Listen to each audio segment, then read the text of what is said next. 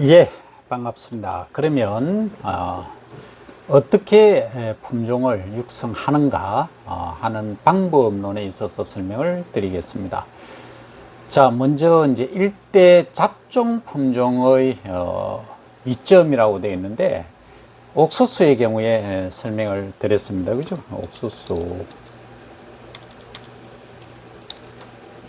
옥수수의 경우에는 잡종이 매우 큰 의미를 갖고 있죠.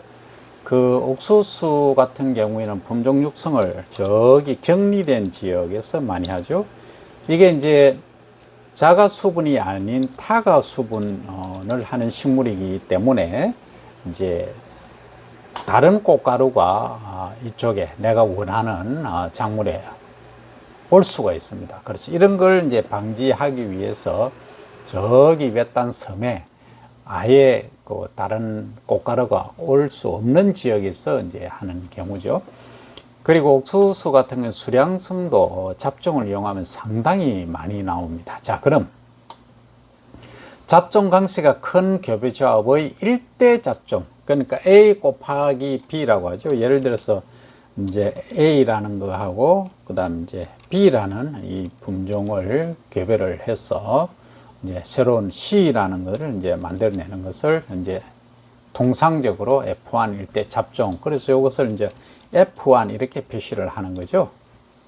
자, 그러면 이렇게 하니까 우성 행질만 띄더라. 통상적으로 뭐 9대 3대 3대 1 이런 식으로 얘기를 하지만 통상적으로 우성 행질이 많이 나타나더라 하는 얘기입니다. 그 다음 수량성이 높고 균일한 생산물을 얻을 수 있고, 그 다음 우성 유전자의 이용이 매우 유리하다 하는 것이 F1 일대 잡종의 경우가 되겠습니다. 그 다음 일대 잡종은 그럼 어떻게 만드느냐 하는 얘기죠. 육성에 있어서는 먼저 품종과 품종 간의 교배가 있습니다. 이것은 자연 수분 품종 간 교배, 자연적으로 이제 교배가 되는 것이고, 그 다음 이제 자식 계통 간 교배, 그러니까 엄마 아버지가 아니고 자식 계열이죠. 계통 간 요건 계통입니다. 그죠? 교배를 하는 경우. 그 다음 여러 개의 자식 계통으로 합성 품종, 소위 이제 이런 경우죠. 그러면 이제 C를 만들었으면 C에서 C1이 있고 C2가 있고 C3가 있고 이렇게 있지 않습니까? 이것들을 이제 교배를 해서 C2 해서 새로운 이제 D를 만든다거나 하는 것을 말합니다. 그리고 요건 합성, 짬뽕된 거죠. 또 이렇게 교잡을 하기도 하지만 또 이런 경우도 있습니다.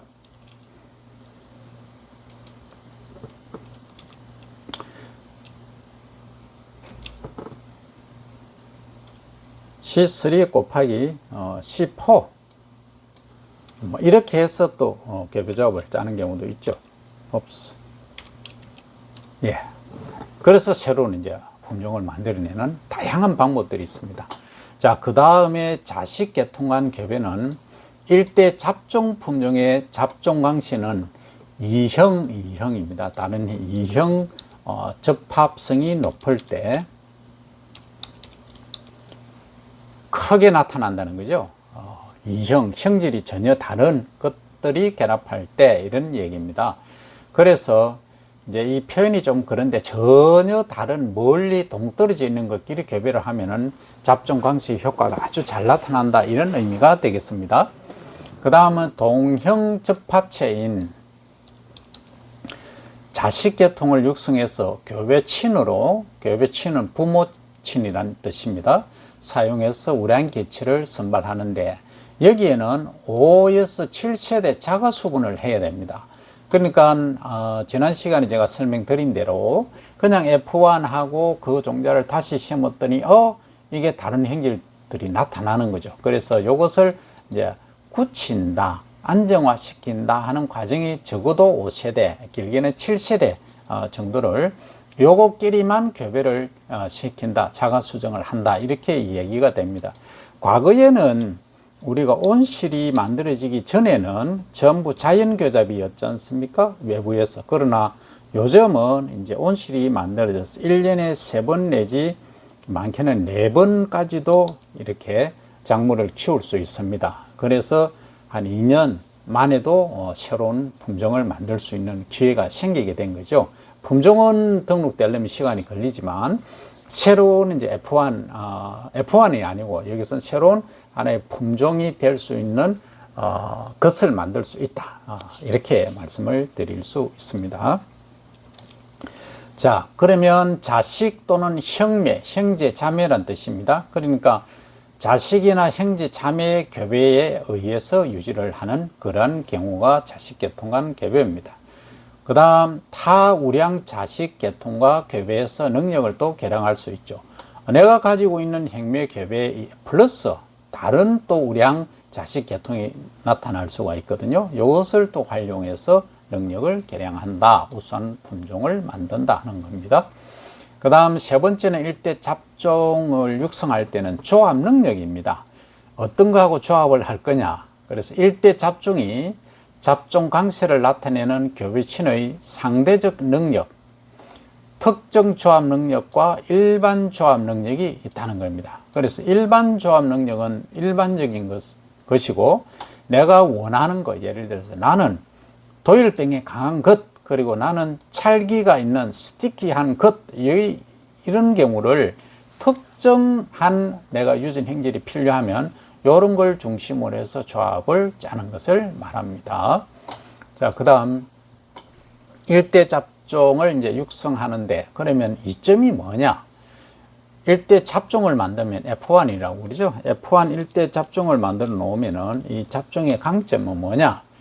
잡종 강세가 큰 교배조합의 일대 잡종을 품종으로 이제 육성하는, 그리고 수량이 높고, 수량이 높고가 가장 아마도 최고 많이 요구되는 부분입니다.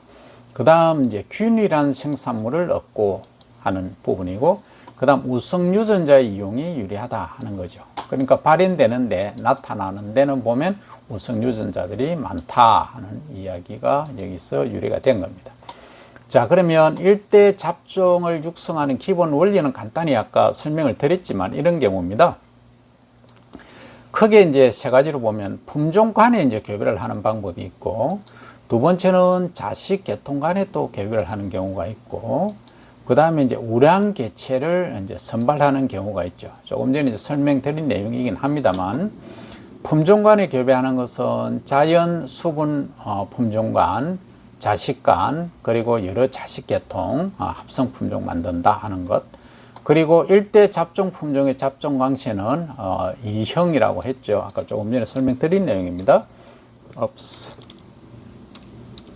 이형 접합성이 높을 때 크게 나타난다. 그래서 동형 접합체인 자식 계통을 육성해서 교배친으로 사용한다. 우량 개체 선발할 때는 적어도 5세대, 7세대 정도 자가 수정을 하고 자식 또는 형매 교배에 의해서 유지를 하고 타 우량 계통과 교배에서 능력을 개량한다는 이야기를 했습니다. 그러면 이 일대 잡종 종자를 우리가 만들었다고 보면 최종 종자를 이제 따는 것, 수집하는 거죠. 어떻게 최종을 하는가 하는 문제는 크게 이제 세 가지 종류가 있습니다. 세 계통법인데 첫 번째는 웅성불임친, 두 번째 웅성불임 유지친, 그 다음에 임성회복친, 이렇게 이제 세 가지로 나누는데 그 웅성불임이라고 하는 것은 뭐냐 하면 수컷 웅자입니다. 수컷성이 불임이 되는 경우, 그러면 앙컷만 이제 형질을 가지는 거죠. 그러면 수컷은 아예 이제 꽃가루가 기능을 못하게 해버리는 거죠. 그러면 다른 꽃가루를 가져온다 이 얘기입니다. 그죠?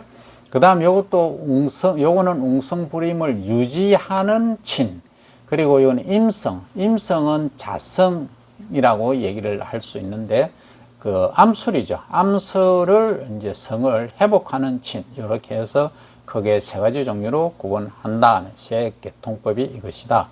그러면 이 이용은 어떻게 하느냐면 먼저 인공적으로 교배하는 방법은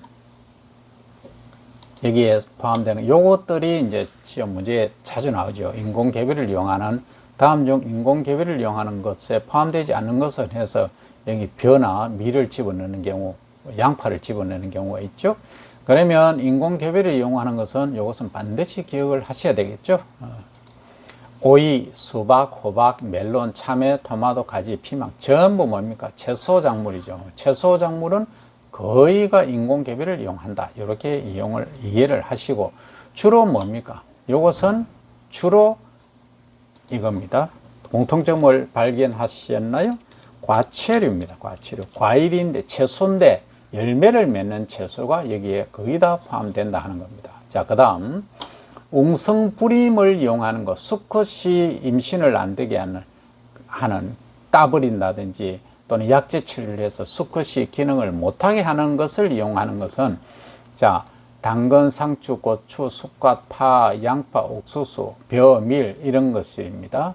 이런 경우는 통상적으로 이제 자가 수분을 하는 것들이다, 우리가 이렇게 이야기를 할 수가 있죠.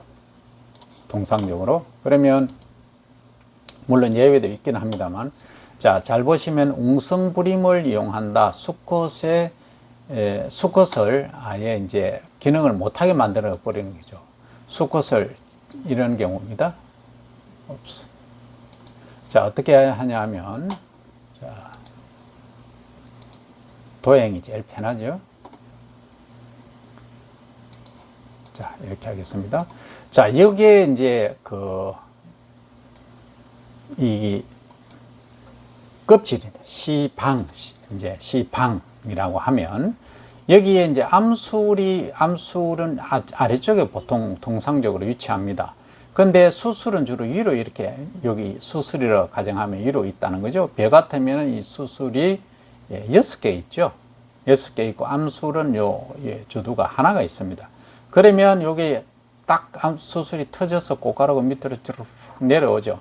그래서 화분 관핵을 타고 이렇게 내려와서 여기 수정이 암술의 주두에 닿는 것을, 자, 다시 한번 도형을 그려보면, 도형을 집어넣어 보면 암술은 어떻게 생겼느냐.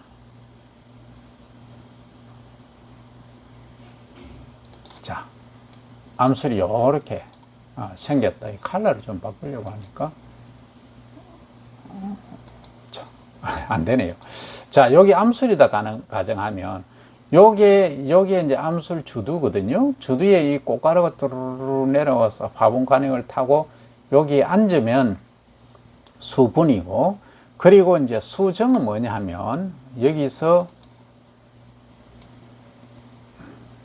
별을 이제 예를 드는 겁니다. 별을 예를 들면, 요게 이제 우리가 밥을 먹을 때 노란색 부분 있지 않습니까? 요건 배 엠브리오라고 하는 부분이고, 나머지 요 부분, 요 바깥 껍질은 뭡니까? 호분층이라고 하고, 맨 바깥쪽에는 왕겨라고 하죠. 왕겨는 도정에서 떨어져 나가는 부분이고, 그 안에 이제 이 호분층 단백질 안에 있는 것은 전분층입니다.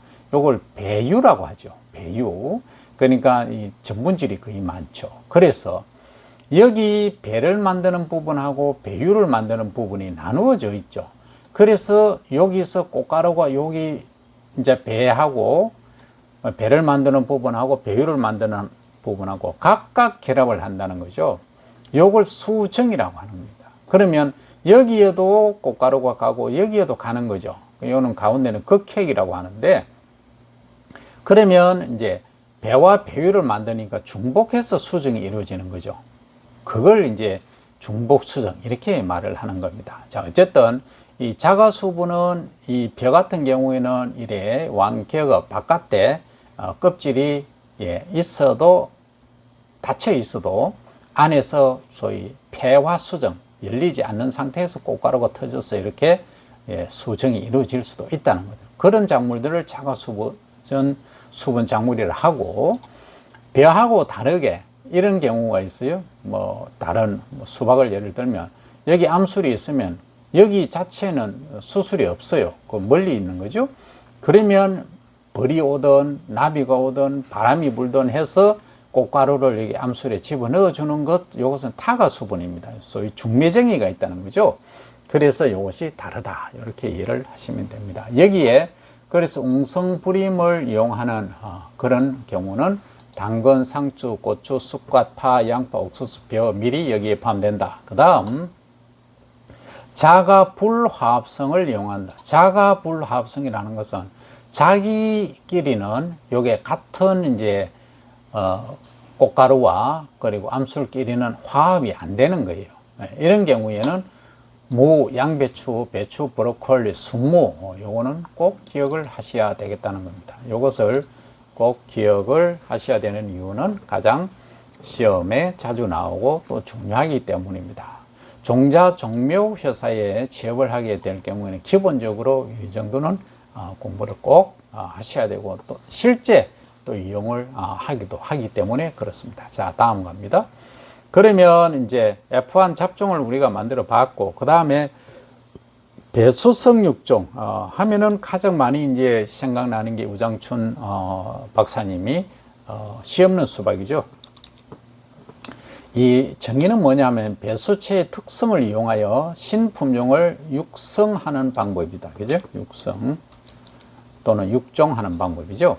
자, 그러면 이 배수체 육성을 하기 위해서는 먼저 배수체를 작성합니다. 여기에는 세포 분열이 왕성한 생장점입니다. 생장점에 소위 코리치 처리를 하는 거죠. 그리고 조직 배양 시 생기는 배수성 세포를 재분화시켜야 하는 것입니다. 자, 그 다음 이질 배수체, 동질 배수체, 반수체를 활용한 육종을 한다. 이것이 배수체 육종의 기본 개념입니다. 자, 그 다음 갑니다. 자, 여기는 이제 돌연 변이를 우리가 해서 육종을 한다고 했는데, 그러면 어떻게 하는 거냐 하는 거죠. 이 기본 정의는 기존 품종의 종자 식물체에 돌연 변이 유발원을 처리해서 변이를 일으킨 이후에 특정한 행질만 변화하고 그리고 새로운 행질이 나타난 변이체를 골라서 신품종으로 육종하는 그런 경우를 말합니다. 새로운 형질이 나타난 변이체, 그죠? 변이체가 가장 중요한 의미죠. 자, 그러면 돌연 변이를 실제 유발하는 것은 뭐가 있느냐 하면 먼저 방사선이라는 게 있죠. 방사선이라고 하면 붉은색을 써야 되겠죠.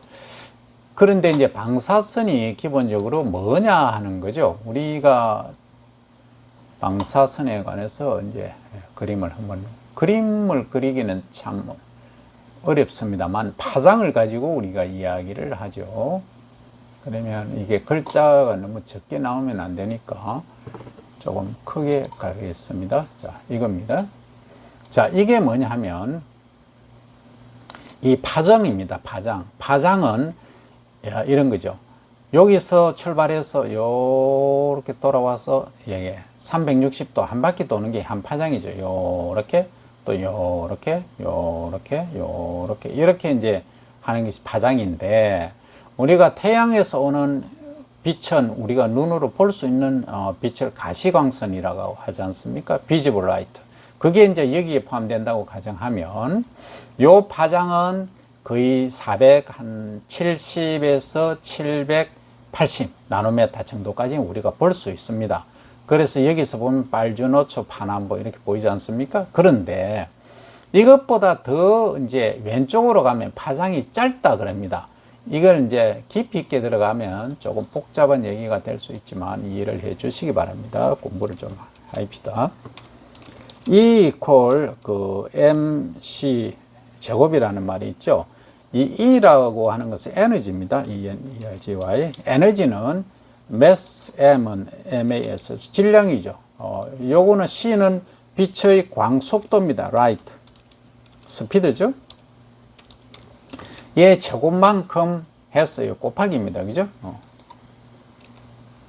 요렇게 해서 에너지가 나온다는 얘기죠. 그 말은 빛의 속도가 세면 셀수록 그의 제곱만큼 에너지가 크다는 얘기입니다. 그러면 이게 파장으로 보면, 파장이라고 하는 것은 길면 길수록, 한 파장이 길면 길수록 에너지는 약합니다. 자, 이렇게 생각하시면 됩니다. 여름에 우리가 창문가에 앉으면 엄청 뜨겁지 않습니까? 그 말은 여기 이쪽에 있는 자외선이 여기죠. 여기 자외선이 때립니다. 때리니까 이 창문을 못 뚫고 들어온다는 거죠. 그래서 마찰에 의해서 열이 생겨서 더워지는 겁니다.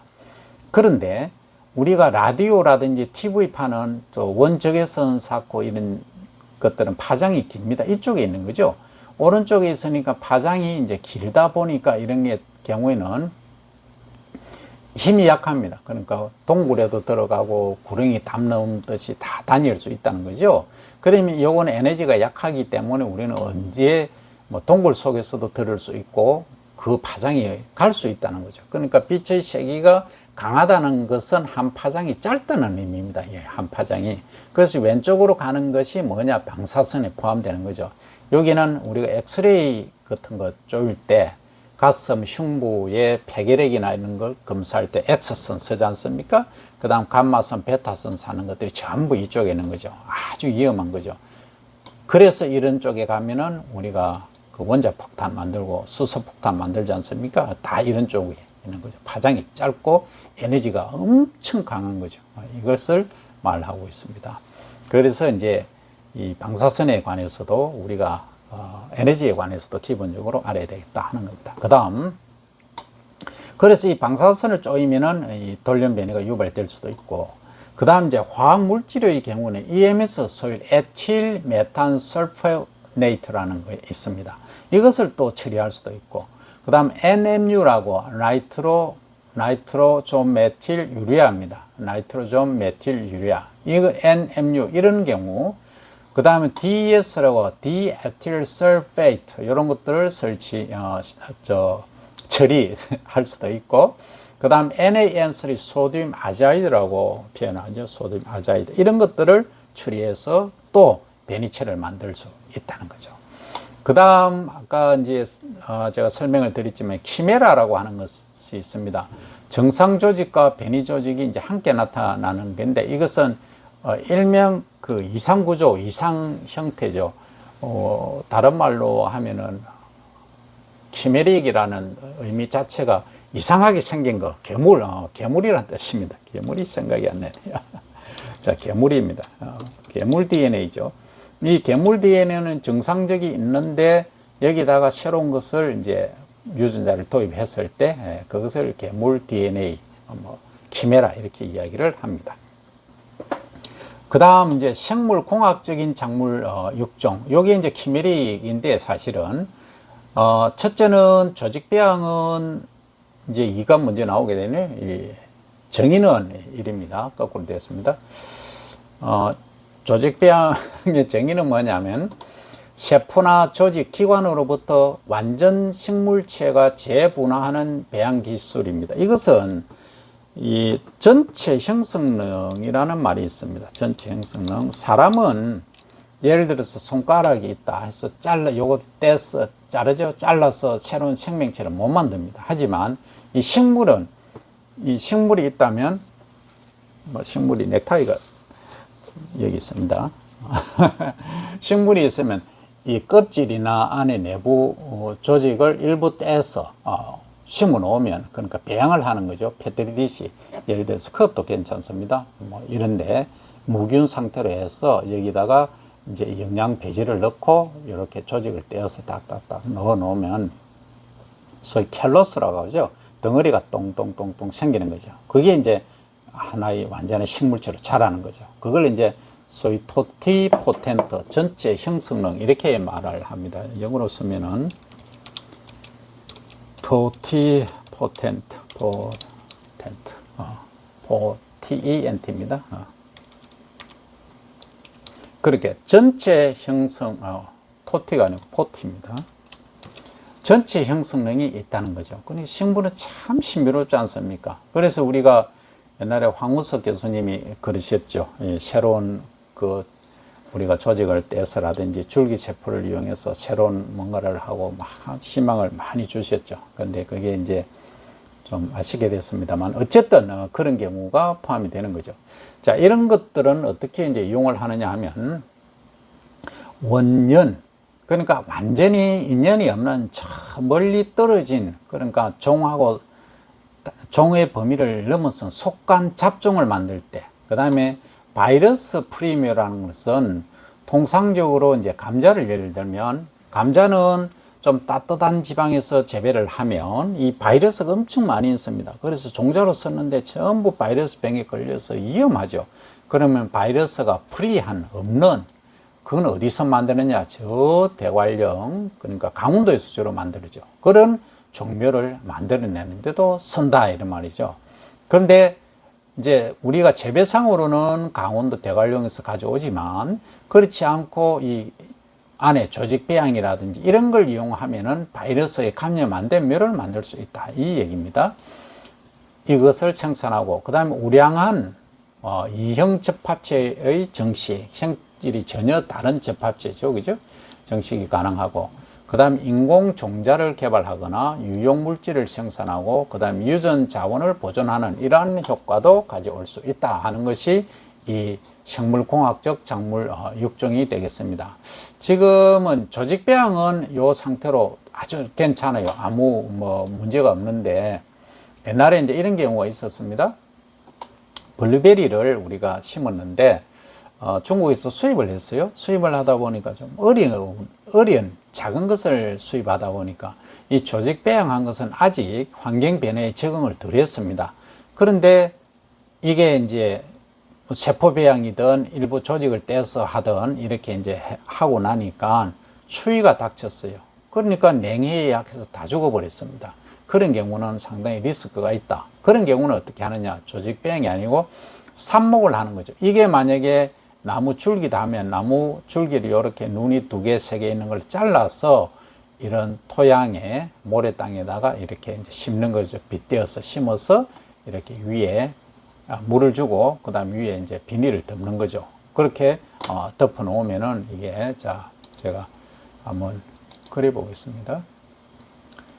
비닐하우스를 좀 그리기가 좀 쉽지가 않네요. 어쨌든 이렇게 하겠습니다. 이 비닐하우스를 만들었죠.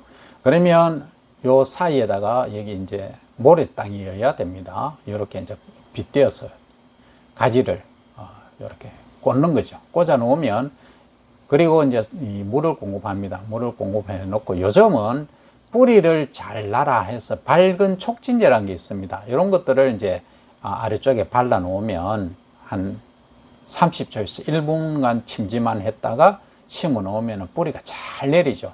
뿌리가 내려야 이야기가 되는 것입니다. 그래서 이렇게 이제 싹이 나고 어느 정도 자라면 뿌리가 이제 나고 하면 이것을 옮겨 심는 거죠. 이것은 삽목이라고 합니다. 삽목. 이렇게 하는 방법은 통상적으로 추위, 냉해에 견디는 힘이 강합니다. 대신에 이런 이제 조직 배양한 것들은 좀 약하다, 이런 점들을 인지를 하시기 바랍니다. 과거에 이런 사건들이 생겼기 때문에 그렇습니다. 자, 그 다음에 이제 세포융합입니다. 이게 사실은 이런 경우죠. 이게 요즘 좀 말이 시끄럽지 않습니까? 솔직히 유전자 조작한 거다, 이렇게 해서 상당히 좀 질타를 받고 있습니다. 저도 여기에 대한 특별한 입장은 없습니다. 학문이니까 그냥 얘기하고 넘어갑니다. 세포융합의 정의는 뭐냐면 나출 원행질체를 융합시키는 거죠. 그래서 융합세포를 배양하여 식물체를 재분화시키는 과정을 말합니다. 그 다음에 이것은 체세포 잡종인데, 다른 두 식물종의 세포를 융합하는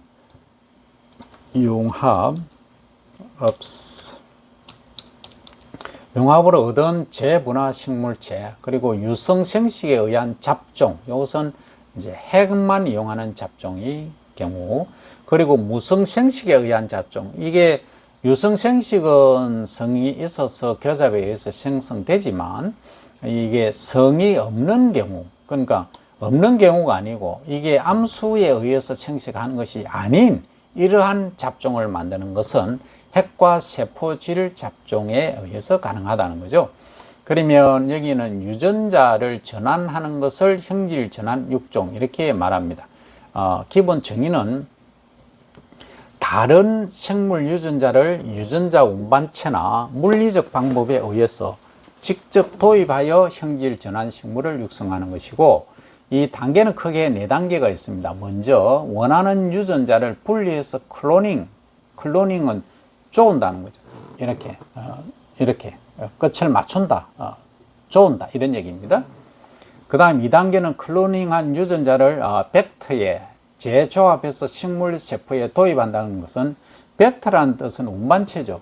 그러면 유전자가 예를 들어서 원래 이제 유전자가 있다 하면 이 유전자를 이 부분을 떼내고 내가 새로 넣고자 하는 이 유전자를 운반해 줘야 되는 게 있어요. 그 운반체가 벡터입니다. 여기에 싣고 꼬리를 달아서 이렇게 가도록 하는 거죠. 그게 벡터입니다. 이거에 재조합해서 식물 세포에 도입하는 경우를 말합니다. 그 다음 3단계는 재조합한 DNA를 도입한 식물 세포를 이제 정식시키고 분할을 시키는 과정이고, 맨 마지막으로는 이들의 특성을 평가하고 신품종으로 이제 육성하는 이런 케이스가 되겠습니다.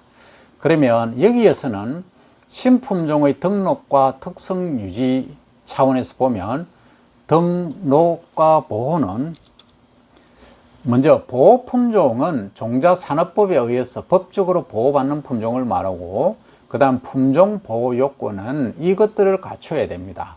가장 핵심적인 것이 구별되어야 되고 균일해야 되고 안정적이어야 된다고 몇 번 말씀드렸고, 이 신규성이 있어야 된다는 것이 신품종은. 다른 거하고 새로운 차별되는 뭔가가 있어야 된다. 그 다음에 고유한 품종 명칭이 들어가야 된다 하는 것이 품종의 보호 요건이 되겠습니다. 그 다음 신품종의 특성을 유지하는 데 있어서는 크게 이제 세 가지가 있는데, 먼저 품종이 대화되는 그런 경우입니다. 체종을 반복적으로 해서 이제 재배하고 유전적, 생리적, 병리적 원인에 의해서 품종의 고유 특성을 변화시키는 과정을 말합니다. 그 다음 이제 특성을 유지시키는 경우는 개체 집단, 여러 개체들이 있으면 그 집단 중에서 이제 개체를 선발하는 것이고, 그 다음 계통 집단을 선발하고, 그 다음에 주 보존, 격리 재배 등이 되겠고, 그 다음 종자갱신은 일정 기간마다 우량 종자로 바꿔서 재배해서 갱신을 하는 방법을 말하겠습니다. 그 이제 정식 체계는 아까 지난 시간에 설명을 드렸고, 그러면 이 신품종의 종자 정식은 어떻게 하느냐? 종자 보급 체계에 따라서 농가에 보급한다. 그리고 적지적소의 적 품종에 면밀히 검토해서 각종 재의 위험 분산과 시장성 및 재배 안정성 등을 충분히 고려하여 선정 보급한다. 이것이 결론이 되겠습니다. 감사합니다.